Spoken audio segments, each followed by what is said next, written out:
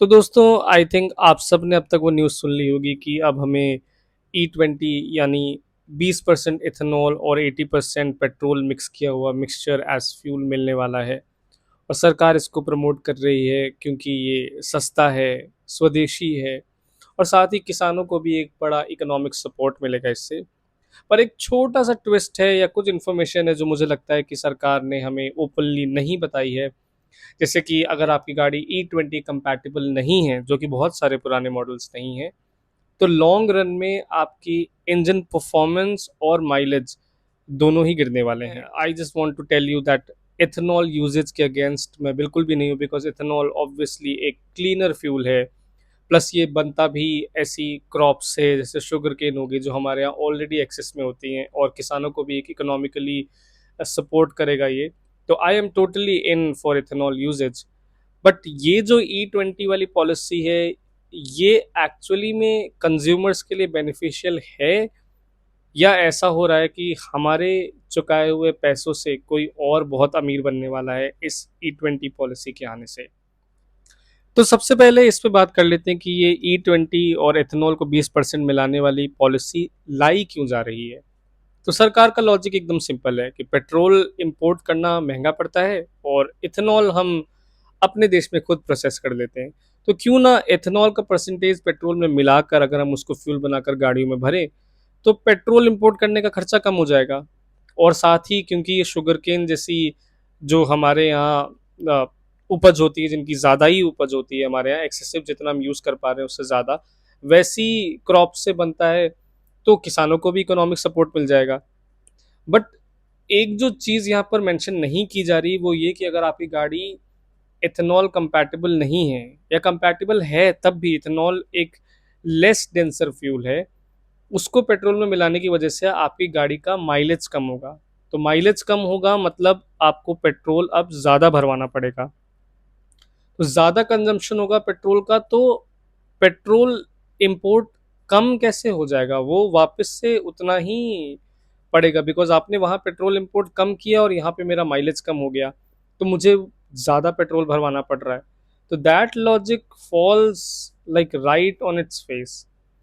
दूसरी बात, अगर इथेनॉल प्रोसेस करना इंडिया में ही प्रोसेस हो जा रहा है वो, और सस्ता भी है और पेट्रोल के इंपोर्ट्स भी अब आपके कम हो गए, तो आपका खर्चा भी कम हो गया है, फिर मैं एज अ कंज्यूमर पेट्रोल का सेम प्राइस क्यों पे कर रहा हूँ? मेरा प्राइस पेट्रोल का अब E20 मिला के भी कम क्यों नहीं किया जा रहा? अगर ये एथेनॉल प्रोसेस करना सस्ता है, साथ ही में आपके पेट्रोल इंपोर्ट्स भी कम हो रहे हैं, आपके उसमें भी पैसे बच रहे हैं, तो कंज्यूमर के एंड तक ये प्रॉफिट क्यों नहीं पहुंच रहा है? मेरे लिए पेट्रोल की कीमतें अभी भी सेम क्यों हैं?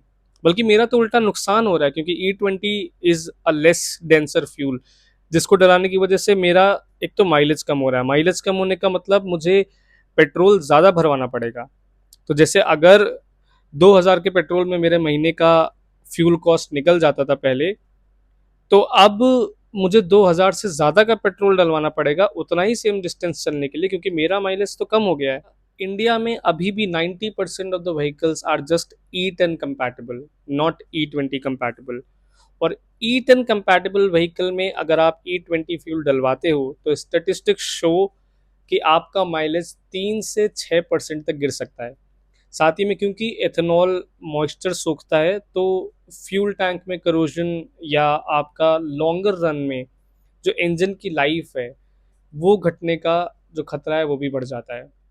और इन सब के ऊपर मेरे पास एज अ कंज्यूमर कोई चॉइस भी नहीं है। अगर पेट्रोल पंप्स ये लेबल कर दे कि ये E10 फ्यूल है, ये E20 फ्यूल है, and as a consumer I have this choice कि मैं E10 वाला डलवाऊं या E20 वाला डलवाऊं, then also it makes some sense.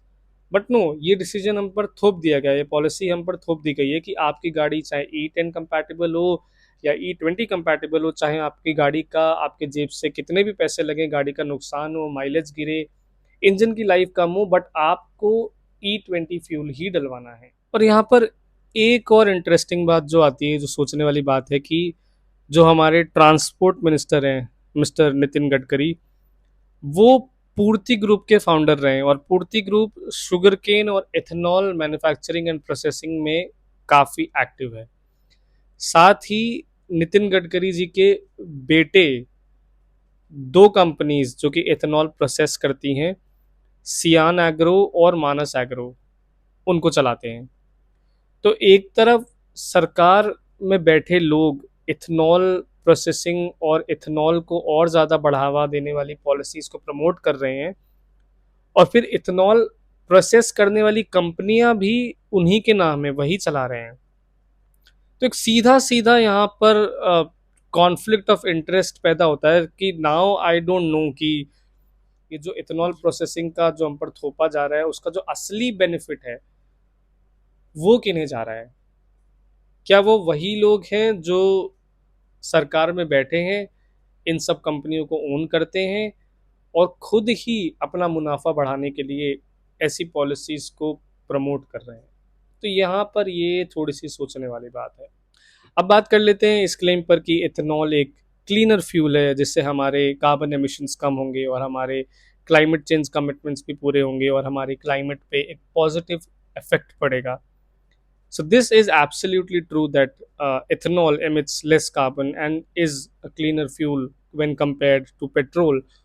But ethanol को प्रोसेस करने के लिए बहुत सारा पानी लगता है, एंड 1 लीटर ऑफ एथेनॉल को बनाने के लिए गन्ने से आपको 2860 लीटर पानी लगता है। तो 1 लीटर एथेनॉल के लिए 2860 लीटर पानी। और ये जो इंडस्ट्रीज हैं, जो प्रोसेसिंग प्लांट्स हैं, वो ऐसी जगहों पर हैं जहाँ पर ऑलरेडी पानी की भारी कमी है।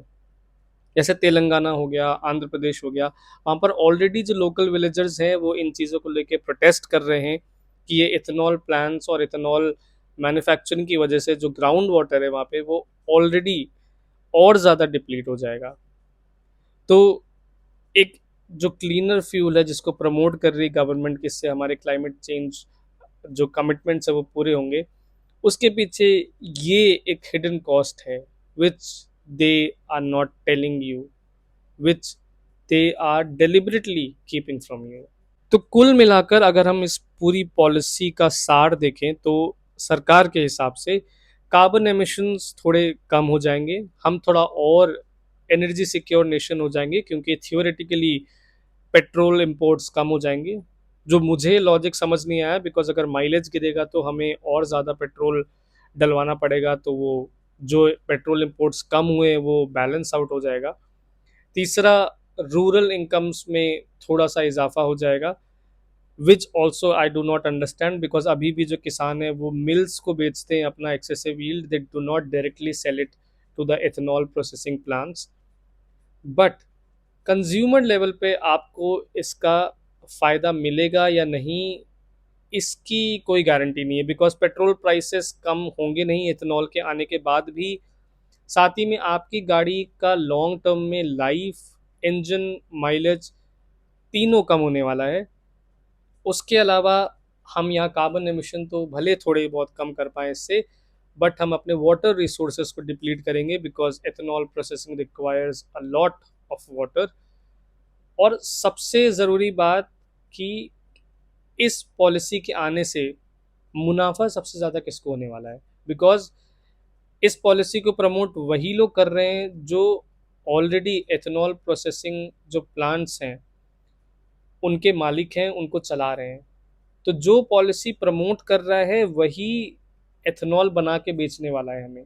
तो आप सोच लीजिए, आपकी जेब से लगा हुआ पैसा, जिसमें आपको माइलेज भी कम मिल रहा है, आपकी गाड़ी का इंजन भी लॉन्ग टर्म में उस पर भी बैड इफेक्ट पड़ रहा है, और आपकी गाड़ी की लाइफ भी कम हो रही है, और आपका पेट्रोल का प्राइस भी नहीं कम हो रहा है। बट इथेनॉल प्रोसेसिंग का जो सारा पैसा है वो आपसे जो टैक्स लिया जा रहा है उसी प्राइस पर, वो सब उन्हीं लोगों को जा रहा है जो ये पॉलिसी लेकर आए हैं इन द फर्स्ट प्लेस। तो ये एक बहुत बड़ा कॉन्फ्लिक्ट ऑफ इंटरेस्ट मुझे लगा, and as consumers, as citizens, you can decide कि ये पॉलिसी आपके लिए बेनिफिशियल है या नहीं है। एज कंज्यूमर्स आप एटलीस्ट इतना कर सकते हैं कि चेक फॉर योरसेल्फ कि आपकी गाड़ी E20 कंपैटिबल है कि नहीं है, और पेट्रोल पंप्स पे लेबलिंग की मांग कर सकते हैं हम लोग कि वहाँ पर साफ साफ लेबल किया हो ये E10 वाला पेट्रोल है, ये E20 वाला पेट्रोल है। और सरकार से हम ये क्लियर ट्रांसपेरेंसी मांग सकते हैं कि एक्चुअली में ये पॉलिसी किसके लिए बेनिफिशियल होने वाली है। E20 को सरकार तो देशभक्ति प्लस पोल्यूशन का सल्यूशन प्लस किसान की समृद्धि, ये सारा पैकेज बना के बेच रही है। But without transparency, without accountability, without fair pricing, how can this be a sound policy? Because the last time I checked, India was still a democracy, and as far as I know, this is not how democracy works.